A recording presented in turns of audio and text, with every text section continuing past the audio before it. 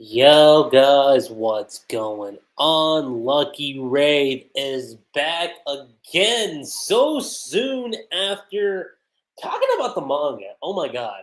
Now, if y'all were here for the manga side of things, don't worry, anime owners, I'm not going to spoil anything from the manga, but for manga readers coming back to see this stream, I talked about this briefly in the manga discussion that there could be a chance that I could talk about the anime a little later in the day. But then I looked at what I was doing and I thought, I've got time on my hands right now. And given that it's a talking point of the episode, first of all, no pun intended. Number two, I kind of thought, let me just take care of this right now and just save what I needed to take care of, like after the stream. Because I'm like already in the groove, right? Like because as soon as I read the chapters, or not read the chapters, but as soon as I finished doing the stream for the manga, I thought, okay, let me watch both episodes 17 and 18, get my quick thoughts on it. Which you guys, I don't know how many of y'all have actually seen it on Twitter, but I share my quick thoughts on both those episodes. And since I was like in the groove, I kind of thought, I've got time on my hands right now. Let me sit down, get back onto the chair, and talk with you guys about episodes 17 and 18. Especially since episode 19 is going to be dropping like later tomorrow. Or not even later, like early tomorrow. So, best to take advantage right now while, time runs smoothly on my end of things. So we ended off episode 16 in the early, early stages of chapter 57, like page 4, I should say.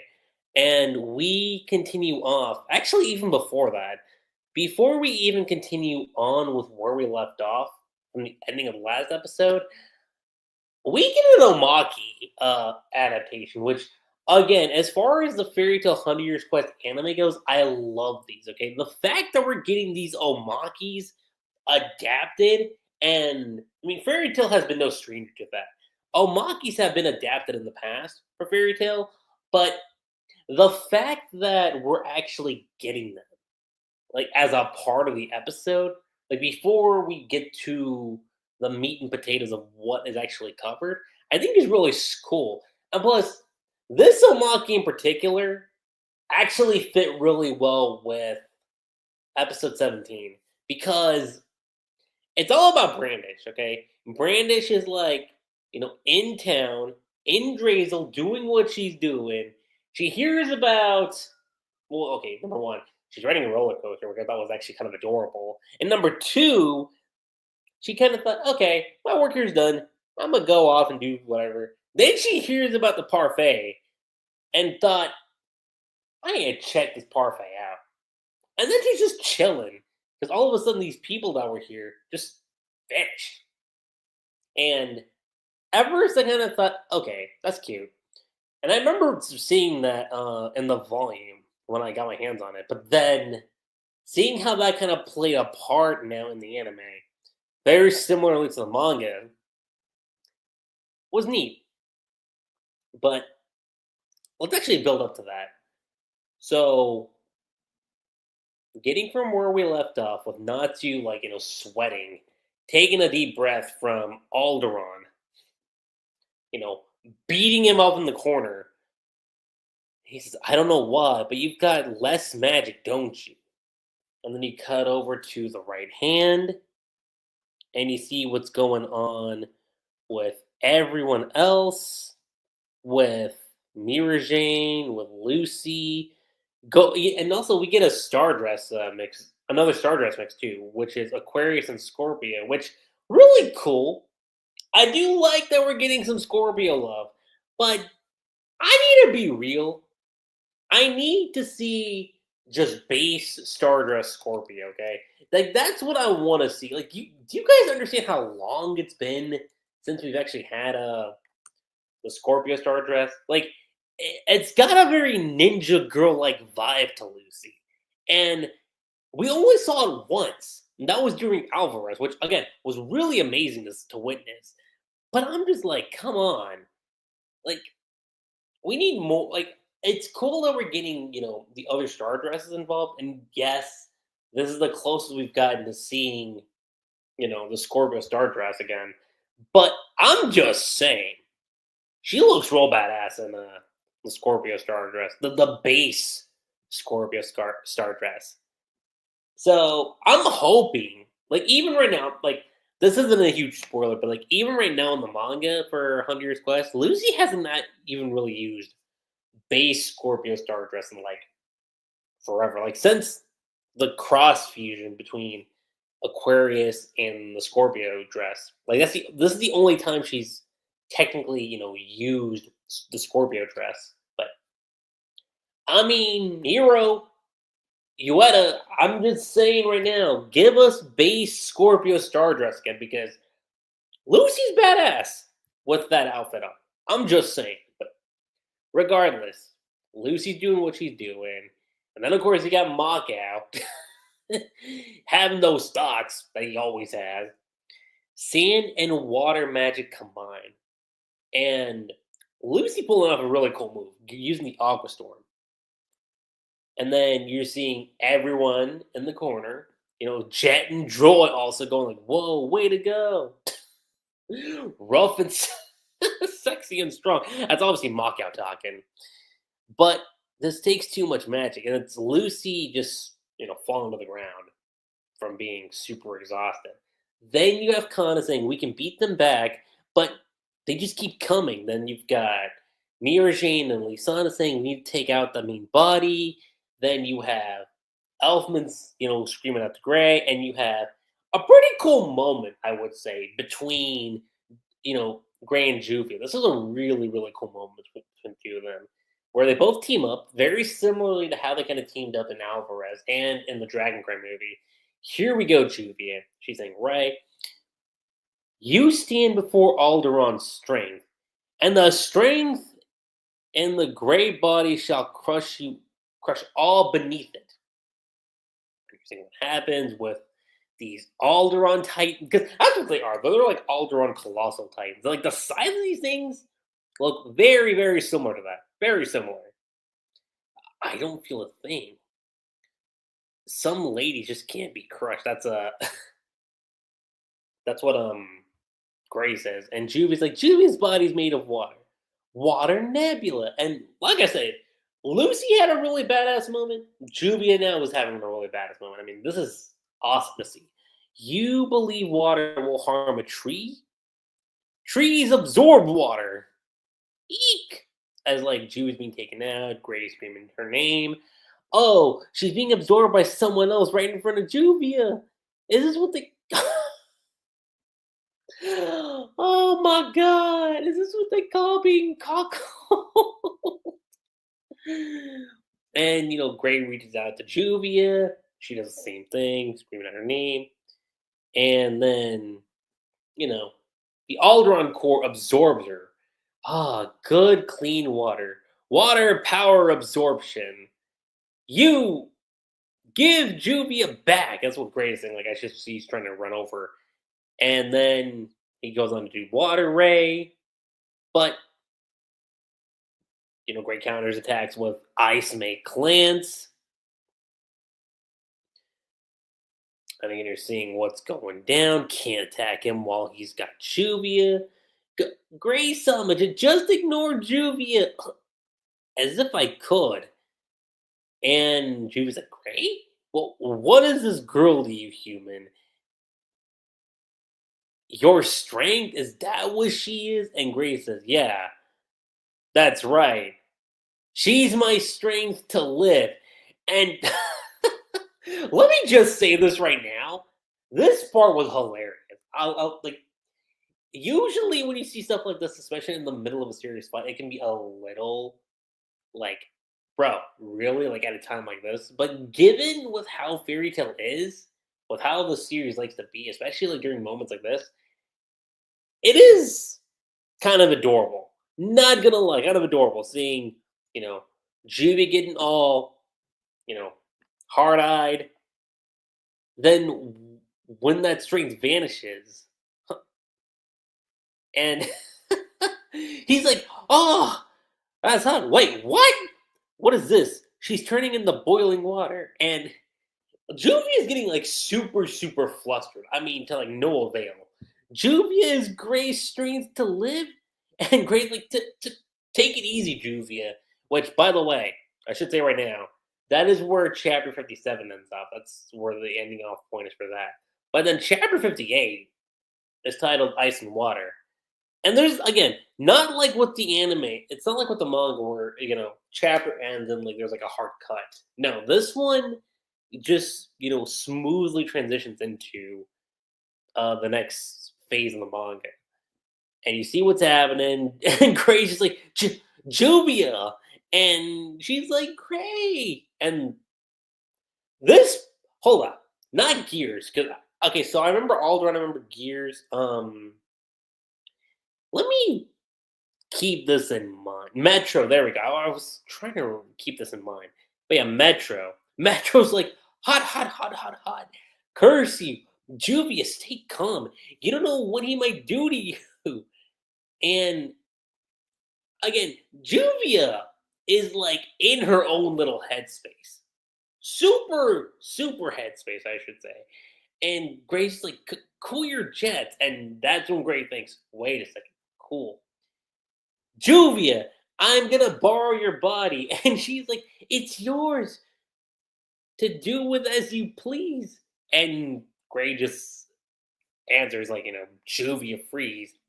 Or not even answer, but he just yells Juvia freeze. And she says, no, you froze Juvia's water. I said I was gonna borrow it, didn't I? Right, I'll play any. Well, listen. Let me just say this right now. At least we know where Juvia's stance would be when it's the two of them alone. We at least know where the situation would go there. So, good on that, I should say. Juvia Geyser, that's what Gradian was, screams, to which Metro trying to get himself together, and Juvia's like, in a trice, Juvia turns into Gray's nice, nice ice. I see the reference there. Oh, Juvia hammer. He's like, oh, that's bliss. Juvia, time for a real unison raid. And Juvia getting it serious. She's like, right. Ice and water, ultimate elemental magic. Ice Wave. Now, here's the thing. Seeing this right now, like looking at this shot from the manga, was great. I actually really love the shot from the manga. But the way the anime did it, woo, dude, the anime took it to another level. I mean, definitely another level in more ways than one. Okay? You see what happens, and all like the giant like the Aldoron Titans, like they just disintegrated.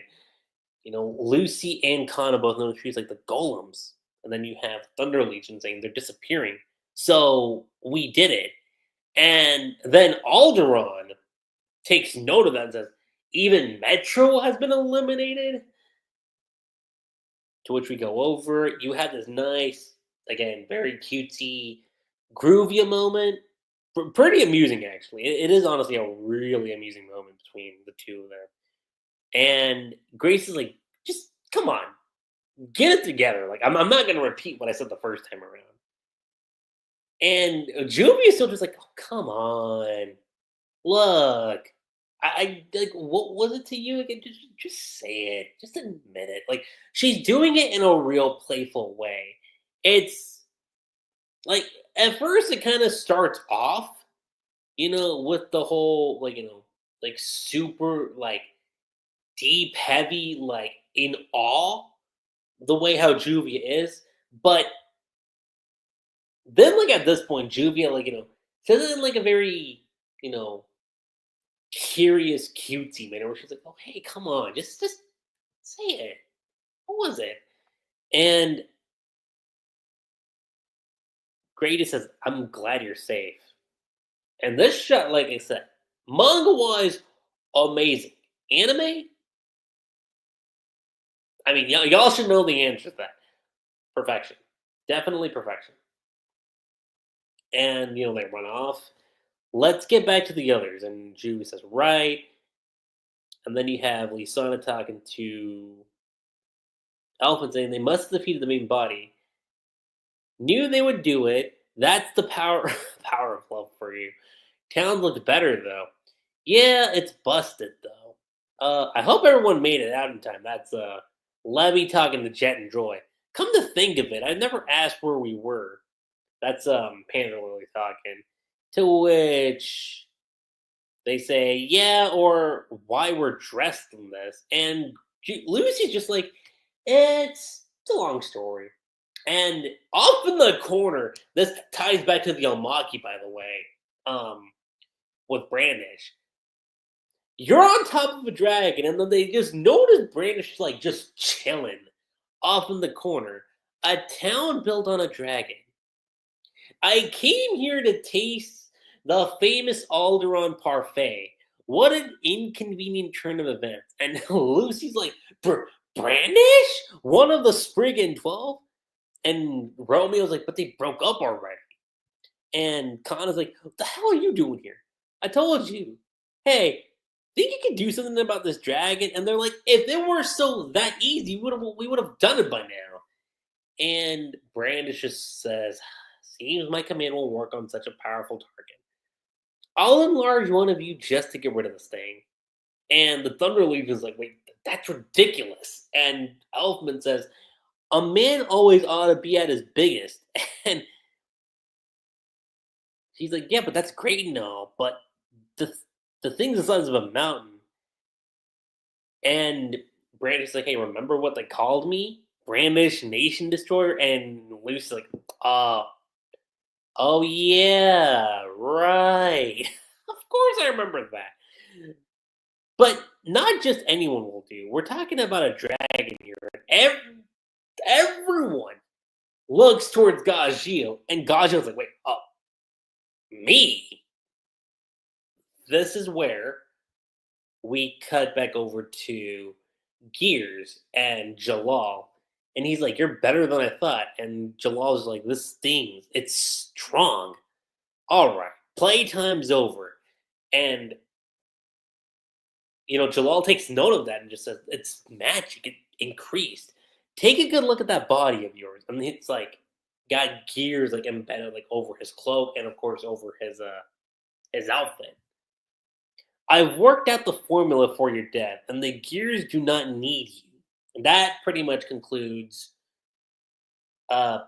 chapter 58, and this leads us into 59. So chapter 59 is titled The Gears of Fate. Now, the episode title actually, in and of itself, is actually called The Strength to Live. So we get to that. And Jellal is like, a magical diagram? What is this? Blade gears that will steal your very mind. My movements feel dull. Is this magic meant to slow me down? And Jallal's just like, well, one gears like just blasts Jellal, and he's like, damn, crap, like I can't react with attacks. All right then. And he uses Meteor, and then I'll use magic to raise my speed. But even so, even with that, it's just an image of Meteor. But the magic didn't actually activate. Well, what's going on? Like, he's just trying to think of what happened. And Gear says, you're forgetting how to use magic. And just blows. I mean, like, literal, like, punches into Jellal. The gears of your mind are slipping out of sync. My head's not right. What do I do? The enemy's right in front of you, or right in front of me, but the enemy. And then you see Gear, or I should say Gears, like, shifting into an image of Urza through Jallal's perspective. And he's lost. He's just like, well, what's she doing here? Is she an illusion? Enemy magic? It's no use. I can't think straight. And Jalal's just like, Urza, is this what you see when your gears come asunder? And again, Jalal is like brought to the ground, like straight up brought to the ground. And now the gears come to a halt. And as soon as that happens, we cut over. Urza wakes up, and she's like, "Well, where am I?" And Lox is there right next to her, and he says, "You're awake." And she's like, "Loxus, I don't know what happened, but you and I were both pretty roughed up." And Urza's just like, "Yeah, because of you." Obviously, she doesn't say it out loud, but she's singing in her mind, like, "Well, you're the one who put us in that spot, so you tell me." But even so, Urza just says, "Water under the bridge, but are you sane again?" And he's like, "Sane? Did something have control of me?" And Urza's like, "You know what? Never mind." Huh. And she's, starts to feel a little, not bad. I thought the word I want to use here. Like, she feels something strange happening. And Locke says, "Stop.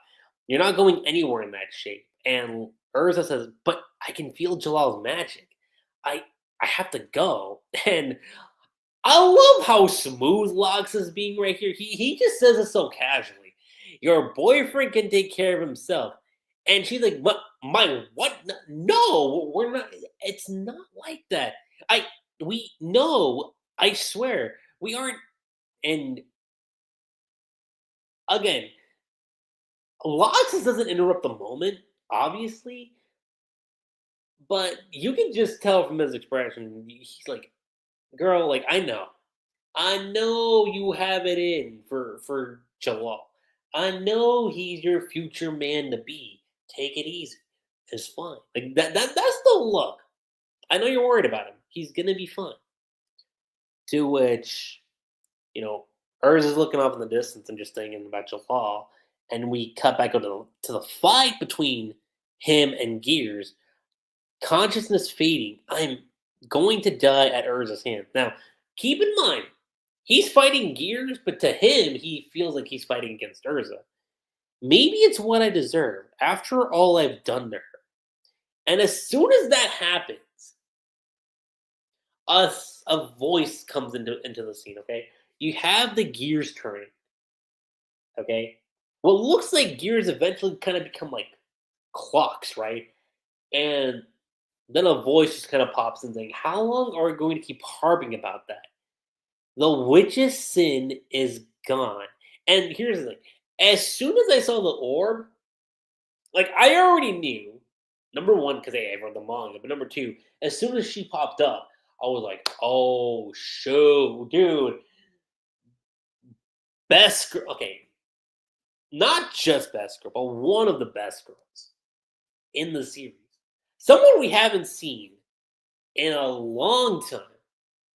Okay, the witch's sin is gone. But what you have done now is live, and we see Old Tier. Now, keep in mind about this. Since the Great Magic Games, Old Tier is, you know, she kind of resides in two spaces of the verse, right?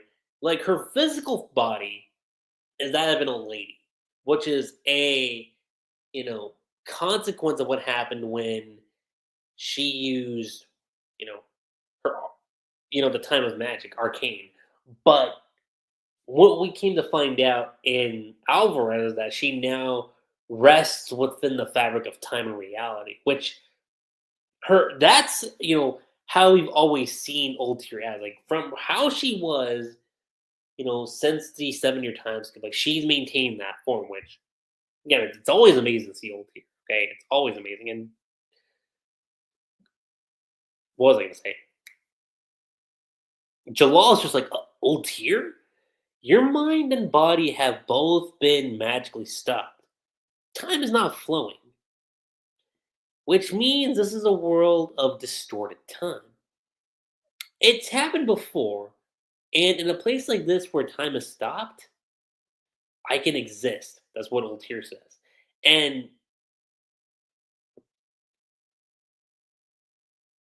I'm sorry, guys. I'm taking a little bit of a drink of water because, it's always good whenever you're doing streams like this. Always good to have a jug of water on you. Always good. Jellal says, but he's trying to put the words together, and Ultir gets it. She says, it isn't about what you did, it's about what she has done for you. And he thinks back to all the moments that have happened to Urza. And again, very similar to what happened in Alvarez. Ultir, her body starts to crack, right? And she says, live for her. I thought that was your new path. And as soon as she says that, like again, time starts, resuming like it was. And the final bits of Ultir we see, it's all right. I know you can break through the spell. And let me just say this right now. I'm not going to be spoiling anything for the manga, but for anyone wondering if we're going to see Ultir again later on in the manga, in the anime, as of right now, we haven't seen Ultir since this moment. She hasn't really had a appearance since then.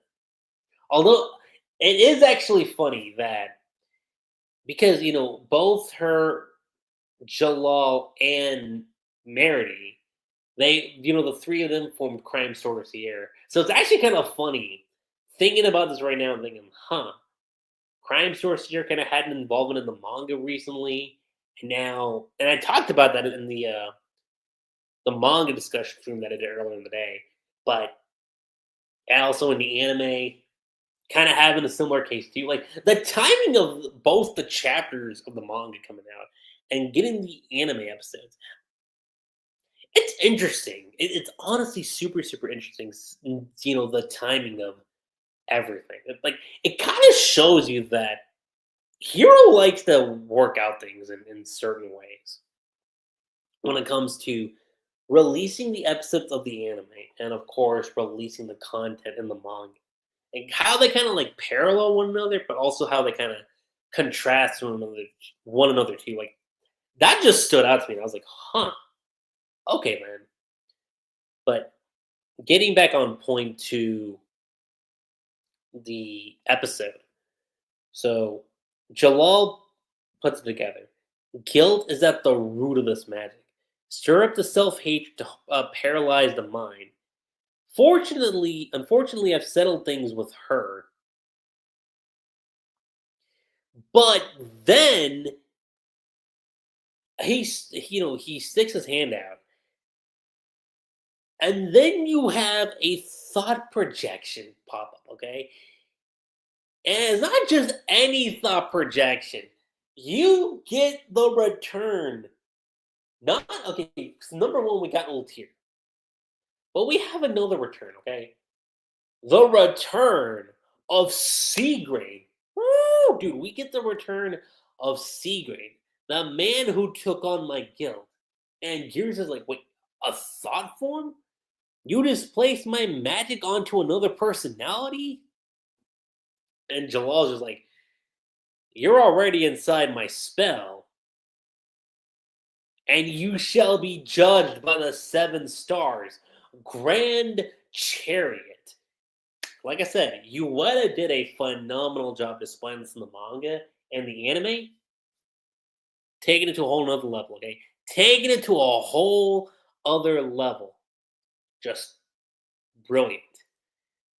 Urza's gears and mine have finally meshed, and I won't let you stop them. Now that's where chapter 59 ends, but the episode doesn't necessarily end off there. Because we kind of tackle a little bit of the beginnings of chapter 60. Because Aldoron starts screaming, and you have Gears just not Gears. You have Aldoron just thinking like, no, even Gears? Have you humans become so powerful during our centuries of slumber? And Natsu goes on to say, are you one of those dragons who ate humans? And Aldoron's just like, no, I don't hate them. I feel nothing for them. No more than you do for the food on your plate. Now imagine if that food started fighting back and Natsu's just thinking like, food. I allowed humans to build towns on my body, out back to technically, and live there as I absorbed their life energy. I did this for generations, and now I'm revived. If you keep stomping around, you'll destroy all the precious nutrients of yours. And Aldoron says, I no longer need them. With my power, I shall consume the other dragons. But I'll start with you, brother of Ignia. And Natsu just says, yo, Ignia and I might share the same dad, but and this is what I love. Oh my god. I love that. Oh my god. Sorry, guys. Another water. Need more water. But I love the acknowledgement, the recognition from Natsu, Zareth being his brother. Because that's something we did again, and I already mentioned this in the Beta Heaven episode, but that is something that Natsu didn't really acknowledge too much. I really didn't give too much credence into. Even like after the final fight between both Natsu and Zareth, like there wasn't much Natsu felt after he took out Zareth. But getting the whole Beta Heaven sequence, and seeing what happened there, and now getting it here again, like it's perfect. Like I don't know what else more we can say than that. But you get that, and Natsu says, huh, "I can see them. I couldn't see them, but now I can see your attacks. Yes, my magic has been somewhat diminished by the destruction of the of the sea dragons, of the god seeds, but I still possess more than enough strength to destroy the likes of you. It is the very life, the power of life that Aldoron governs. The god seeds will likely revive in my time, and my power will once more be complete." And that's kind of where we end off the episode. Technically, that's kind of where we ended off. Because from that point on, we cut on over to episode. Well, actually, let me double check real quick. Yeah, so this episode, actually, yeah, let me rephrase that real quick. So, yeah, that is actually where this episode ends off, is with Natsu proclaiming that, Zareth's his only brother. That's actually where we ended off episode 17. And for that alone, episode 17, I'm going to say it by itself, perfection. Pure perfection. With the stuff that we got, with all the guilds, like, not all the guilds, but like everyone in Fairy Tail working together, the reappearance of Brandish, the way how the Omaki tied into, her appearance in the episode, to Jellal, to Old Tier, to Natsu, like all of that, great. That leads us into now the final bits of, not even the final bits, but yeah, the final bits of chapter 60, which delve into episode 18. And episode 18 is awesome. It's really, really awesome because you see Natsu doing what he's able to do, taking on Aldoron. And Aldoron's like, did you think to best me in physical combat, your blows can't even touch me? And Natsu's like, but I think they just did. He's like, well, what's happening out there? And this kind of goes hand in hand because you see Gajil stepping up and Gajil taking on. It's very similar to the whole Acnologia thing, where you have the physical sense and then you have the spiritual sense. The spirit, the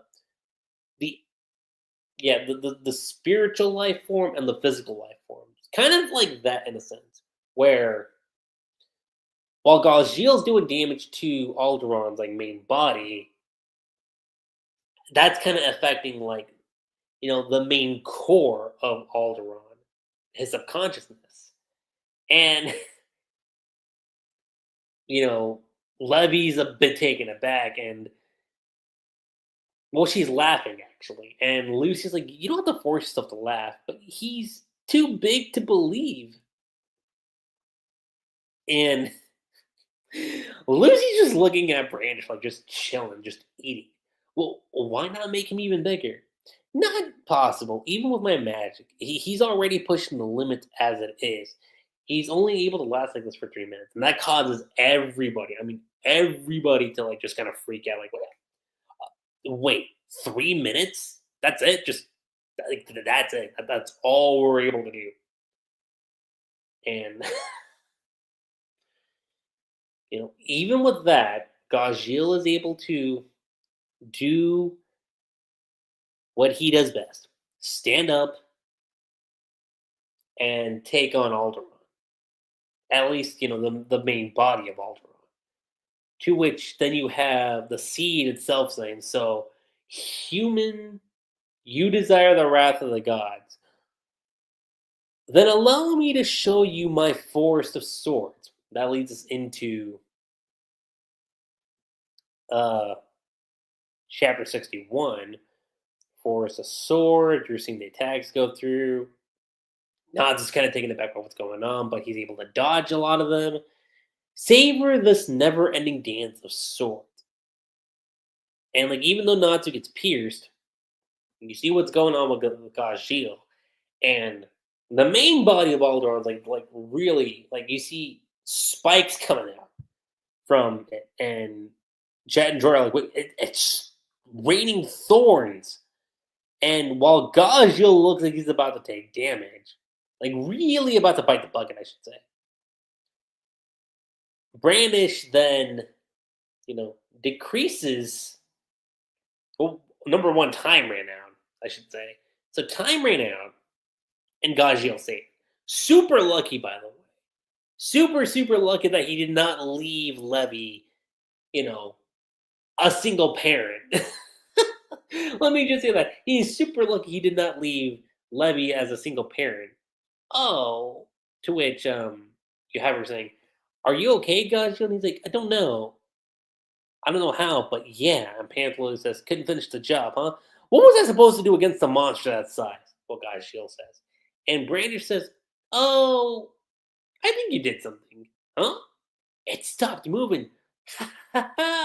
Look at that. Watch out, another sword storm." You see what happens, and everyone's just trying to get to safety. Same thing with Loxus and Urza. Like, what the hell's going on? Loxus. And as soon as it looks like Loxus is about to take the bucket, or kick the bucket, that's when Jellal shows up, and he says, "This way, you two." And she's like, "Jellal? I'll protect Wendy with my life. And Toka, too. Hey, what's the story with this cat? You know what? Just keep running." And you're seeing what happens there. Lucy's, gets cut. "I'm all right." And she looks over. She's thinking about Natsu. Natsu's doing what he's doing. There's no end to the sort of dance. They will fall until you do. But Natsu ain't stopping. He is not stopping in the slightest. Such is the fate of those who defy gods. Like, Natsu is, number one, almost decimated. But again, like I said, it's not keeping him down. I get it now. I gotta at least get this hot to burn properly. Gotta at least get this hot to properly burn him. But it's gotta be more than just high heat. I'm really fired up now, and that gets us into chapter 62. Burning Will, which is the title of this episode. So you're seeing what happens, and Aldoron is thinking a mere human would struggle against the power of the divine. No, you are no human. The son of a dragon and a demon, obviously referring to END. I don't really care what I am, because I got my friends, people who believe in me.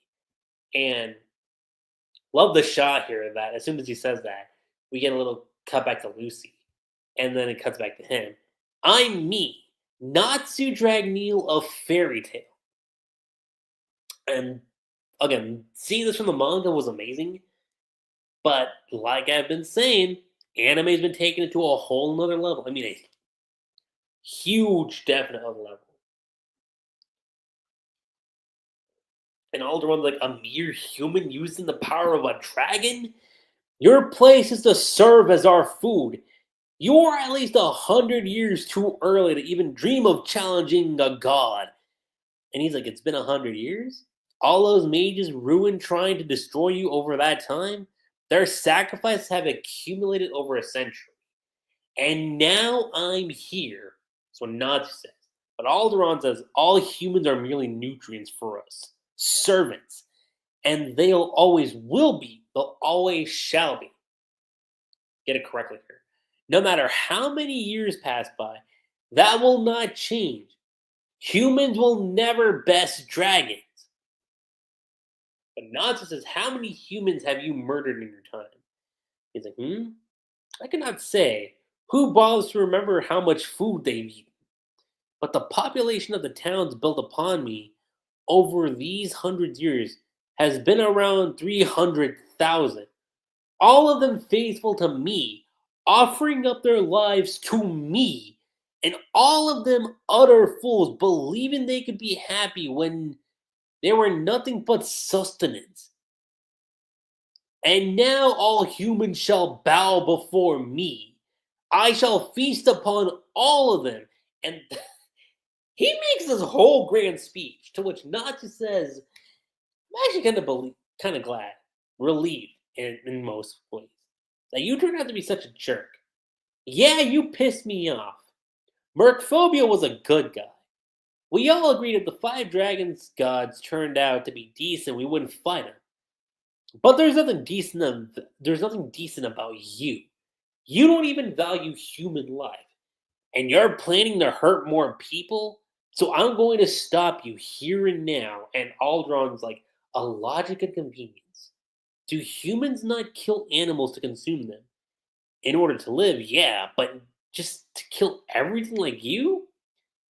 We've even been able to live in harmony with dragons. That's what Natsu says. And Aldoron's like, absurdity. Dragons are the apex of all living beings. I would never normally allow a human to even speak to me. And Natsu says, I was raised by a dragon. And he says, to be eaten. No, Igneel wasn't like that. Then Igneel was a fool, fallen beneath his station.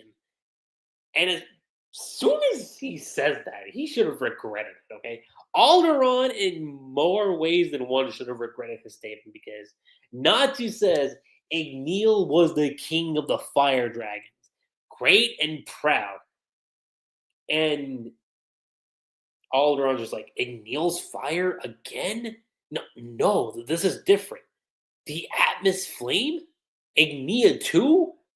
A flame that mixes those of several fire dragons? What?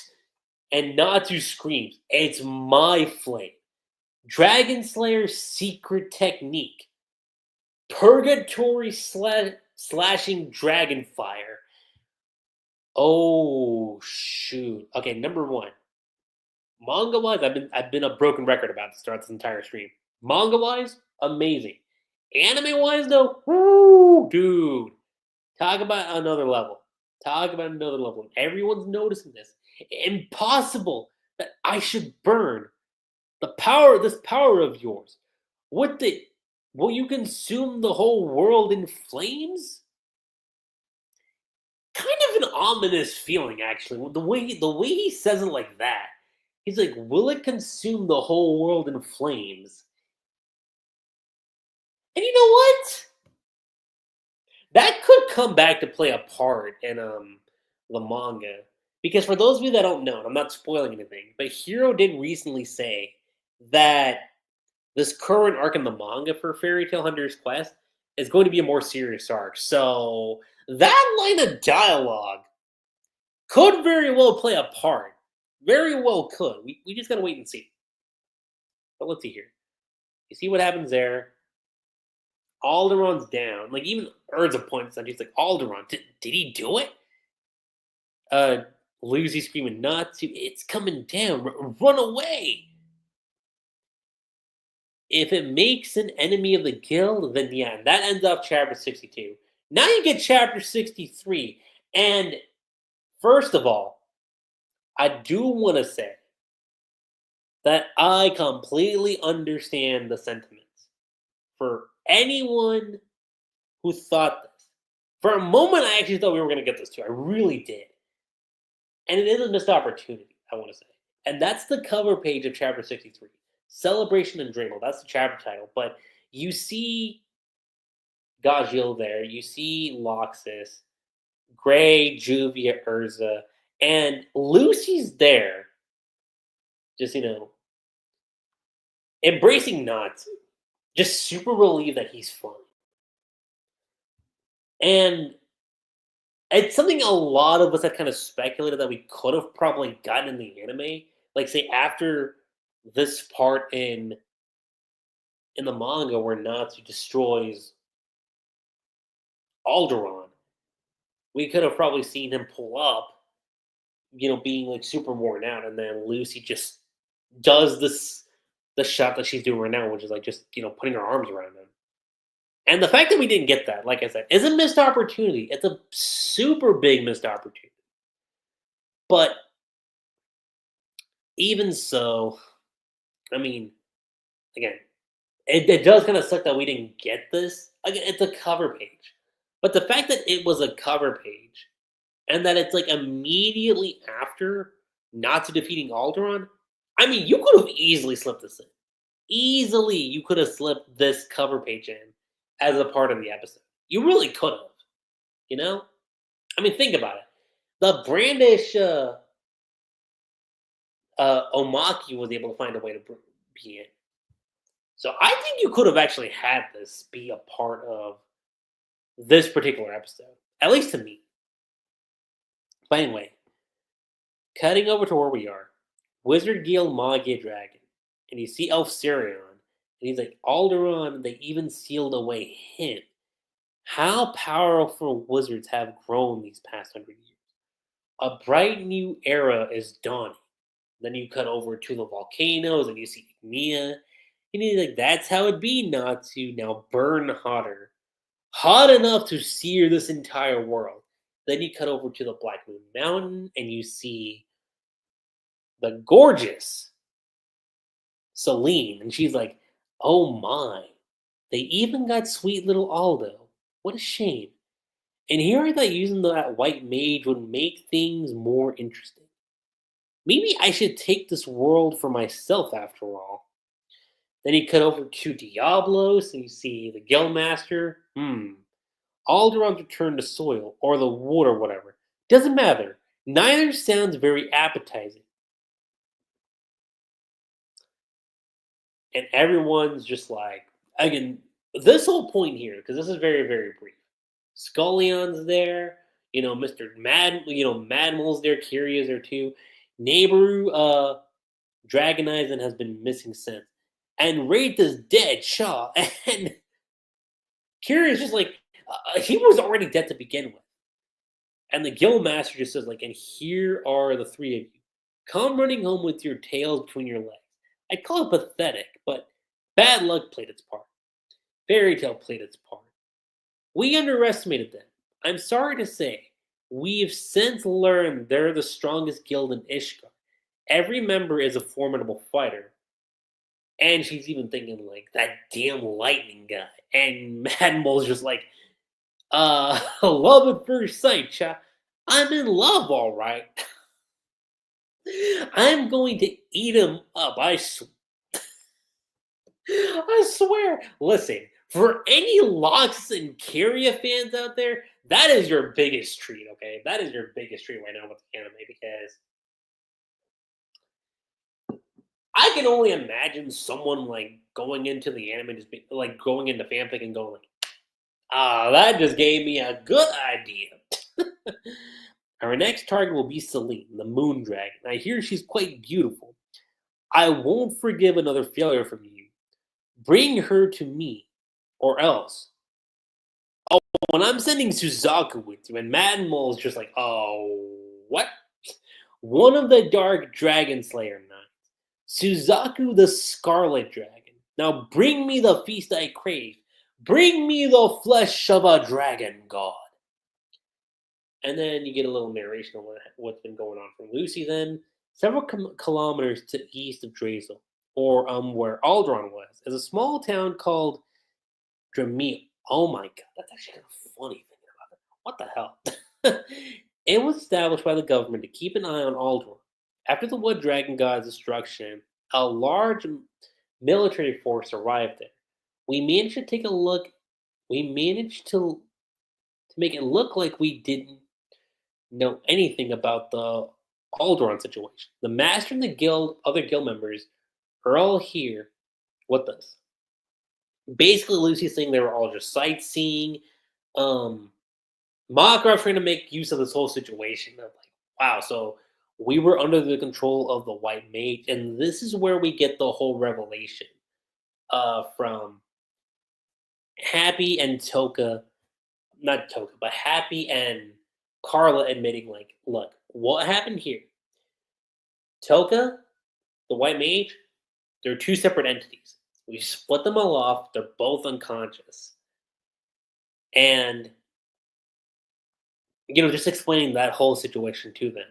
And when you're just questioning, like, hold on. So she's not an Exceed from Extalia, right? And you have Carla saying, I'm sure of it. She's not an Exceed, we know. And Natsu saying, we'll have to ask her about that when she wakes up. And Abby being like, Toka said she likes me. And like I said, Carla needs to get her facts together, okay? Because the fact that she's like Anne, like someone's gonna pull up on Happy, like really, really pull up on Happy. She's gonna be like, man, he was right there, and I didn't do a damn thing. But 3 days have passed by. Everyone's cheering and celebrating. Okay, you're seeing all of this, and you get a really, really nice tender moment between Gruvia and Gray and Juvia. It was a really nice tender moment, really good. And then while all that's going down in the corner, we cut over to a bridge in Dreamland, and it's where Urza notices Jellal just standing there, and she's like, "There you are, Jellal," and he's like, "Urza, wouldn't intrude on a family affair." And Urza's like, "What? Nobody would care. It's been a while, huh?" And he's like, "Yeah. I don't remember anything from the whiteout. I didn't do anything weird, did I?" And Urza's just thinking back to how he was during that whole situation. He's like, "Well, no, it's all good. I'm pathetic. I go chasing after the white mage and look what happens." And Urza's like, "There it is. It's your special move. Everything is my fault." And he's like, "It is. But I'm done stewing over everything. Every wrong move I make. I'll try to learn from my mistakes and failures, of course, and I won't let myself forget them. They'll be the road that leads to me to tomorrow." And Urza's like, "Well, now, that's what living is, isn't it?" And Urza's like, "You've changed a lot." And then he looks over, he puts his hand on her, and he says, "It's thanks to you, Urza. I can finally love others freely." And he embraces her, she embraces him, and she says, "I see. That's how it should be." And that's actually how the volume ends, by the way. Like the way this episode ends is exactly the same way we end off volume 7. So we are now done with volume 7 of Fairy Tale Hunter's Quest. And I will say, ending to an episode, I mean, y'all know what I'm going to say. Perfection. Pure perfection, okay? It is pure perfection. And if I remember correctly, I think I did say that episode 17 was also pure perfection. If not pure perfection, definitely Amazing Plus. So if we're looking at both these episodes together, and I didn't get a chance to comment on this, but the original thumbnail that I had in mind for this stream was actually going to be the one with Ultir. But then, having watched episode 18 alongside 17, I was like, no, it makes much more sense for it to be with Jellal and Urza on the bridge. And to me, that just made much more sense to have that as a thumbnail. And I mean, it's perfect. It's a good cap off for the arc. And with what we're going to be getting let me just say right now, if you've seen the key visual, you obviously know which dragon god we're going to be tackling next. It's going to be Celine. And I'm not going to go into details as to what's going to be happening, but do look forward to it. That's all I'm going to say. Do look forward to that particular arc because we're going to get some pretty cool stuff. We're going to get some really, really cool stuff. And next episode, which will be dropping tomorrow, oh, you guys are going to be in for such a treat. You guys are going to be in for such a treat with episode 19. But again, all that stuff, keep my mouth shut until tomorrow's episode comes out. So let me know what you guys' thoughts were on these two episodes. Did you guys, have things you loved about this episode? Did you guys have any gripes with these episodes? How did you guys feel about the fight between Natsu and Aldoron, the conclusion of it? And for any Nalu shippers out there, listen, I'm a Nalu shipper myself. It is disappointing that we didn't really get to see the cover page being adapted into the anime. It is unfortunate that we didn't get to see that. But given the content of the manga and what we were able to get, I mean, look, overall, my thoughts, I will say this. It is an amazing plus, arguably pure perfection from both these episodes. And I can't wait for the next arc. It's crazy to think that we're getting the Moon Dragon God arc for just this season. That is nuts. Like, I would have thought this episode, honestly, would have been how you cap off the season. But the fact that we're getting it right now, it really is interesting. It's really interesting to think that, from episodes 19 to 25, like, it's going to be I'm assuming all of the next arc. So I'm actually curious about that. I really am actually curious seeing how the next arc is going to tackle. Like, how the next arc will be adapted with the remaining 7 episodes. I really am curious about that. But overall, like I said, amazing plus to arguably pure perfection for both these episodes combined. And aside from that, guys, like I said before, that is pretty much all I have to say when it comes to this live stream discussion / review on Fairy Tail 100's Quest, episode 17 and 18. Do share your thoughts. Did you guys have any gripes with the episodes? Have anything you loved about the episode? Manga readers, what are y'all looking forward to with the next arc? Without going into spoilers, what are y'all looking forward to? In anime only, what are your thoughts on this? What are y'all looking forward to for the next arc? And aside from that, guys, that's pretty much it. I'm Lucky Rave. Don't forget to subscribe to my channel for more Fairy Tail content here on Mashima content. I will catch you guys on the flip side. Laters.